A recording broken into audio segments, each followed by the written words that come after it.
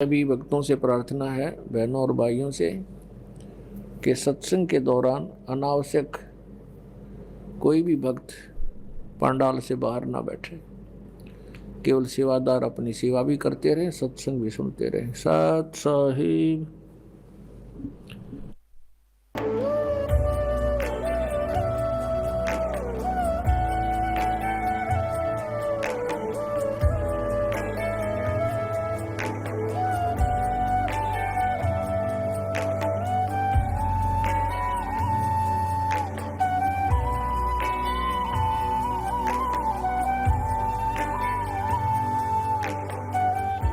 पवित्र श्रीमद् भागवत गीता, पवित्र चारों वेद, पवित्र कुरान शरीफ, पवित्र बाइबल, पवित्र गुरु ग्रंथ साहिब, पवित्र कबीर साहिब की वाणी में छुपे हुए गूढ़ रहस्य अर्थात तत्व को जानने के लिए कृपया अवश्य सुनिए जगत गुरु तत्वदर्शी संत रामपाल जी महाराज के मंगल प्रवचन।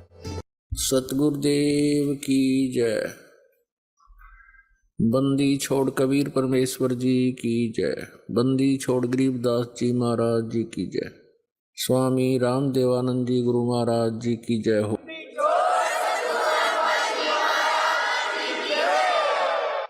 गरीब नमो नमो सतपुरुष को नमस्कार, गुरु की नहीं। सुर नर मुनि जन साधुआं संतों सर्वस्ती नहीं। सतगुरु साहेब संत सब डंडो तुम प्रणाम। आगे पीछे मद हुए तिनको जहाँ कुर्बान। नराकार निर्विषम काल जाल वैभंजनम निर्लेपम निज निर्गुणम अकल अनुपवेशुंदनम। सोहम सुरति समापतम सकल समाना निर्तलय उज्ज्वल हिरंबर हरदमम बेपरवाह अथा है। वार पार नहीं मध्यतम गरीब जो सुमर सिद्ध होई। गणनायक गलता ना करो अनुग्रह सोई। पारस पद परवाना आदि गणेश मनाऊं। गणनायक देवन देवा चरण कमल लो लाऊं। आदंत करूं सेवा परम शक्ति संगीतम रिद्धि सिद्धि दाता सोई। अवगत गुण अतीतम सत्य पुरुष निर्मोही। जगदम्बा जगदीशम मंगल रूप मुरारी। तन मन अर्पों शीसम भक्ति मुक्ति भंडारी। सुर नर मुनि जन ध्यावे ब्रह्मा विष्णु महेशा। शेष शेष मुख गावे पूज्य आदि गणेशा। इंद्र कुबेर सरीखा वरुण धर्म राय ध्यावे। समर्थ जीवन जी का मन इच्छा फल पावे। 33 कोटि आधारा ध्यावे 88। उतरे बहुजल पारा कट है यम की फांसी। 33 कोटि आधारा ध्यावे 88। उतरे बहुजल पारा कट है यम की फांसी। परम पिता परमात्मा पूर्ण ब्रह्म सर्व सृष्टि रचनहार कुल मालिक ये कबीर देव जी हैं, कबीर साहिब हैं। ये परम अक्षर ब्रह्म हैं, यही अकाल मूर्त है, यही शब्द स्वरूपी राम है और यही सतपुरुष है।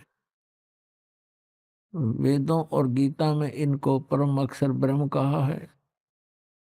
संतों ने इनको सतपुरुष कहा है, अमर पुरुष कहा है, सतपुरुष कहा है। और कुरान शरीफ के अंदर इसी परमेश्वर को अल्लाह अकबर कहा है, अल्लाह कबीर। मुनात्माओं, आपका सौभाग्य है। प्रथम सौभाग्य आपका है कि आप जी को मानव शरीर प्राप्त है। उससे भी अच्छी किस्मत आपकी है, लक है आपका, गुड लक है कि आप जी को वो धन प्राप्त हो गया जिसको खोजते खोजते ऋषियों ने अपने जीवन समाप्त कर दिए, काल ने हाथ नहीं लगने दिया इनके। और वो ज्ञान, वो अनमोल खजाना फिर परमात्मा ने स्वयं आकर हमें बताना पड़ा। हमने सतलोक के अंदर एक भारी भूल करी थी। उस भूल का आज हमें ये जो कष्ट है ये बहुत ही थोड़ा है। पुण्यात्माओं, जिस समय आप जी परमात्मा के तत्व ज्ञान से परिचित हो जाओगे, सभी बहन भाई, बुजुर्ग, बच्चे, नौजवान बच्चे, उस समय आपका कलेजा मुंह को आया करेगा कि हम इतने नीच, हमें ये सजा थोड़ी है जो आज हमें दी जा रही है कुत्ते गधे सूअर बना के, और इस मनुष्य जीवन में हम कितने कष्ट उठा रहे हैं। ये संकट हमने कब मोल लिए थे, ये कब परचेज करे थे ये दुख। हम सतलोक में रहा करते थे। अब थोड़ा सा हिंट आपको सृष्टि रचना का देगा दास। पुण्यात्माओं, हम सभी सतलोक में रहा करते थे। अब परमात्मा, सबसे पहले परमेश्वर कबीर देव जी अकय लोक में रहते थे, अनामी पुरुष रूप में। वहां इनके एक रोमकूप की शोभा असंख्य सूर्य और असंख्य चंद्रमा मिला दे तो भी अधिक है। उसी परमात्मा ने एक से अनेक होने का निश्चय किया। उस परमात्मा ने नीचे के 3 लोक और अपने वचन से रचे। अकय लोक से नीचे अगम लोक, अगम लोक से नीचे अलख लोक, अलख लोक से नीचे फिर सतलोक। और इन अन्य तीनों लोकों में भी परमात्मा ने अपने अन्य रूप धारण किए। अगम लोक में अगम पुरुष, अलख लोक में अलख पुरुष, और सतलोक के अंदर ये सत्य पुरुष नाम से वहां विराजमान हुए।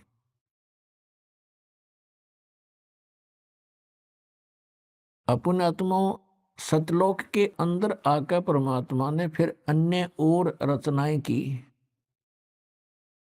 सबसे पहले उन्होंने एक वचन से 16 द्वीप रचे।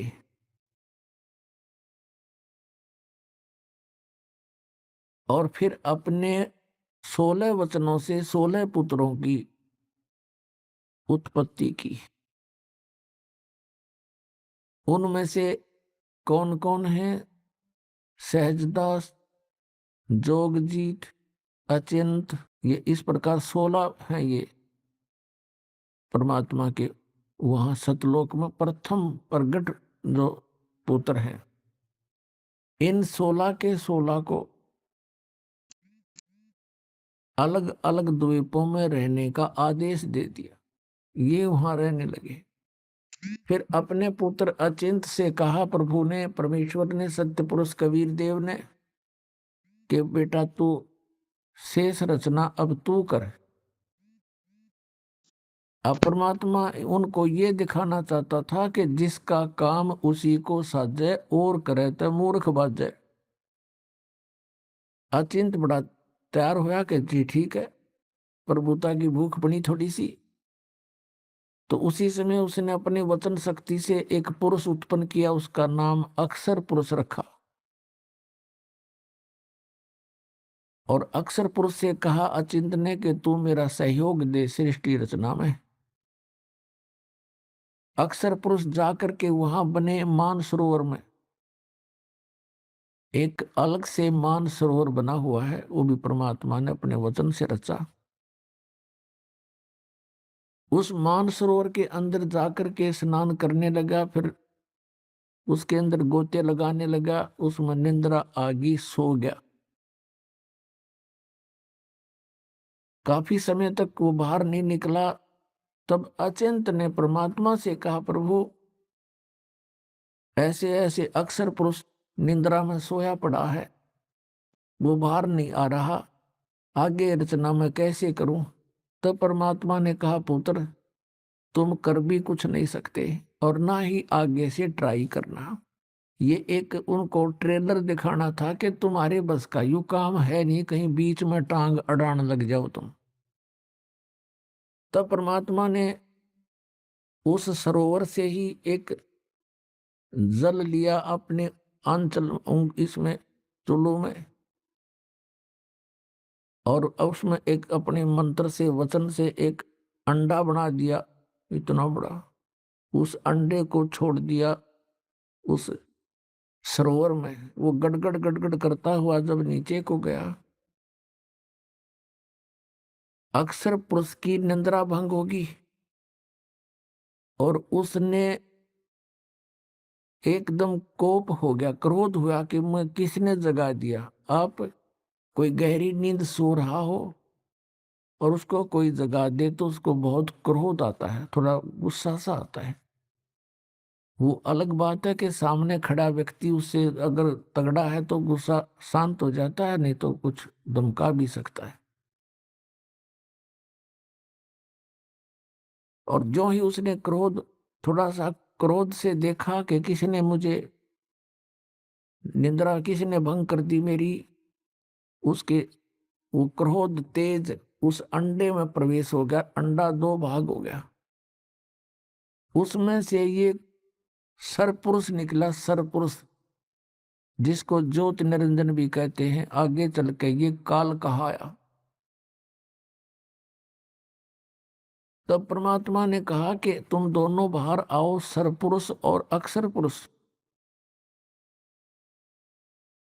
अक्षर पुरुष तो निद्रा में था, तेरे को जगाने के लिए हमने ये सब कुछ करना पड़ा, और बाहर आ जाओ तुम दोनों। वो दोनों बाहर आ गए। उनसे कहा कि जाओ तुम अचिंत के द्वीप में रहो। अब तीन एक द्वीप में रहने लगे, सरपुरुष, अक्षर पुरुष और अचिंत पुरुष। उसके बाद परमात्मा ने अपने वचन से हम सभी आत्माओं को वहां उत्पन्न कर दिया। अपने वचन से, अपने शरीर से, अंदर से निकाल दिया वचन से, और हमें अलग अलग स्थान दे दिया कि तुम रहो यहाँ पर। सदाबहार वृक्ष, पेड़, मेवा, काजू, सेब, संतरे, फल, दूध की नदी, अमृत जल, कभी न खराब होने वाले वहां पदार्थ बना दिए। सतलोक से यहाँ एक परमात्मा ने एक सैंपल भेज रखा है, गंगा दरिया का जल। ये कभी खराब नहीं होता। इसके ऊपर रिसर्च करके सर मार लिया वैज्ञानिकों ने, ये कुछ नहीं खोज सके कि ये कैसे है ऐसा। तो ये सतलोक से आया परमात्मा ने हमें दिखाया कि वहां ऐसे पदार्थ हैं सारे, वो कभी खराब नहीं होते किसी भी एटमॉस्फेयर में। वहां तो वैसे एटमॉस्फेयर बहुत ही अच्छा है, हम सभी आनंद से रह रहे थे, वहां कोई काम नहीं था। और उनको कहा कि तुम अपनी अपने परिवार उत्पन्न कर सकते हो, इतनी उन परमात्मा ने हमें आज्ञा दी थी। और हम फिर वहां रह रहे थे, अपने अपने अलग से मकान थे। एक एक हंस के पास एक आत्मा और उसके परिवार के पास, जो परमात्मा ने दया करी उनके ऊपर। इतने बड़े बड़े स्थान हैं जैसे पूरी पृथ्वी पर, उसी में उनके अलग से बाग बगीचे और सरोवर, दूधों की नदियां सब भरे पड़े हैं, अमृत। हम वहां रहा करते थे। युवा शरीर रहता सतलोक के अंदर, वहां जरा मरण नहीं है। जरा माने वृद्धावस्था और मरण माने मृत्यु, वहां जरा मरण नहीं है। जैसे गीता जी अध्याय नंबर 7 के श्लोक नंबर 29 में गीता ज्ञानदाता कहता है कि जो व्यक्ति जरा और मरण से छूटने का प्रयत्न करते हैं, जरा माने वृद्धावस्था, बुढ़ापा, और मरण माने मृत्यु, वो ते तत्ब्रह्म विदु, वे उस तत्ब्रह्म से परिचित होते हैं, जानते हैं। अखिलम अध्यात्म, पूरे अध्यात्म मार्ग से और पूरे सब कर्मों से परिचित हो जाते हैं। वही केवल जरा और मरण से छूटने का प्रयत्न करते हैं। 8वें अध्याय के प्रथम मंत्र में अर्जुन ने पूछा, फिर किम तत् परम प्रभु वो तत्व ब्रह्म क्या है, अध्यात्म क्या है, सब कर्म क्या है। 8वें अध्याय के 3रे श्लोक में गीता ज्ञानदाता ने कहा गीता जी में कि वो परम अक्षर ब्रह्म है, वो गीता ज्ञानदाता से अन्य है। तो वो परम अक्षर ब्रह्म है, सत्य पुरुष कहो, परम अक्षर ब्रह्म कहो। गीता जी अध्याय नंबर 15 के श्लोक नंबर 1 से 4 में और 16 और 17 में ये कंसेप्ट क्लियर कर रखे हैं। कहा कि उल्टा लटका हुआ संसार रूपी वृक्ष है, और जो संत इसको जानता है वह तत्वदर्शी संत है, पूरे विभागों सहित जानता है। तो उसमें कंसेप्ट क्लियर कर रखा है कि जो उल्टा लटका हुआ संसार रूपी वृक्ष है उसके सब विभागों को जो बता देगा स वेदविद, वो तत्वदर्शी संत है, वेद के तात्पर्य को जानने वाला। और उसके पश्चात परमेश्वर के उस परम पद की खोज करनी चाहिए जहां जाने के बाद साधक फिर लौट कर कभी संसार में नहीं आते। गीता जी अध्याय नंबर 15 के श्लोक 16 और 17 में कहा कि सरपुरुष और अक्षर पुरुष ये दो प्रभु हैं, ये दोनों ही नाशवान हैं। इनके अंतर्गत जितने भी प्राणी हैं वो भी नाशवान हैं, उनकी भी जन्म मृत्यु होती है। और ये सरपुरुष भी और अक्षर पुरुष भी नाशवान है, लेकिन जीव आत्मा किसी की नहीं मरती। 17वें श्लोक में 15वें अध्याय के गीता जी में कहा है कि उत्तम पुरुष है तू अन्य, ये परम अक्षर ब्रह्म की तरफ संकेत है, सतपुरुष की तरफ संकेत है। उत्तम पुरुष तो और ही है इन दोनों से, सरपुरुष और अक्षर पुरुष से। वही तीनों लोकों में प्रवेश करके सबका धारण पोषण करता है, और वही वास्तव में परमात्मा कहता है, और वही वास्तव में अविनाशी है। तो यहाँ सरपुरुष और अक्षर पुरुष परमात्मा ने हमें बताया ये ऐसे इनकी उत्पत्ति हुई। हम सभी वहां रह रहे थे, वहां जरा मरण नहीं था, बुढ़ापा नहीं था। सबसे बड़ा कैर जीव पर बुढ़ापा और फिर मौत है। दोनों ऐसे जुल्म हमारे ऊपर यहाँ गुजारी रखे, और बाकी शेष जीवन में पता नहीं कितनी कितनी आपदाएं आती हैं। अपने आत्माओं सारा जीवन हम जिन बच्चों के पालन पोषण में, जिनके प्यार में, और फिर उनके कोठी और बंगले बनाने में गुजार देते हैं, और फिर मृत्यु होती है, हमसे छीन लिया जाता है। यू क्या एक जीवन यहाँ पर। और वृद्धावस्था में सारी आपदाएं, सभी दुख इसके ऊपर आ जाते हैं। दांत रहे ना, आंखों से दिखे नहीं, कानों से बहरा हो जा, गोड्डे काम करे नहीं, और अस्थि पिंजर शेष रह जाता है। अंतिम सांस गिनता रहता है कब मौत आएगी। तो पुण्यात्माओं, हम वहां रहा करते थे, हमने कैसे गलती करी। ये दंत कथा ना समझना पुण्यात्माओं, ये गॉड गिवन ज्ञान है। ये सतपुरुष परमात्मा ने बताया हमारे को आकर, जब हमारी आंखें खुली। ये सत्यनारायण कथा है, ये अमर कथा है।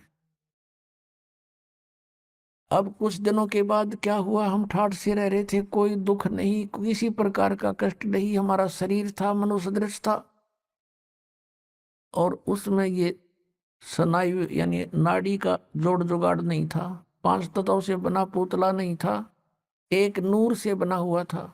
हमारे शरीर का वहां इतना नूर है, इतना प्रकाश है, जैसे 16 सूर्यों जितना प्रकाश एक अंश का, आत्मा का। और परमात्मा का वहां हमसे घना अधिक प्रकाश है। एक रोमकूप में करोड़ सूर्य करोड़ चंद्रमा मिला दे, ऐसे सतपुरुष के शरीर का इतना प्रकाश है। एक रोमकूप में करोड़ सूर्य करोड़ चंद्रमा से अधिक रोशनी है, वो इतना समर्थ है। कुछ दिनों के बाद इस ज्योति निरंजन को एक बकवाद सूझी। सरपुरुष को मुल मुल खासा गल मोतियों के आरे, पति भरता को मिले न खादी वो सूखा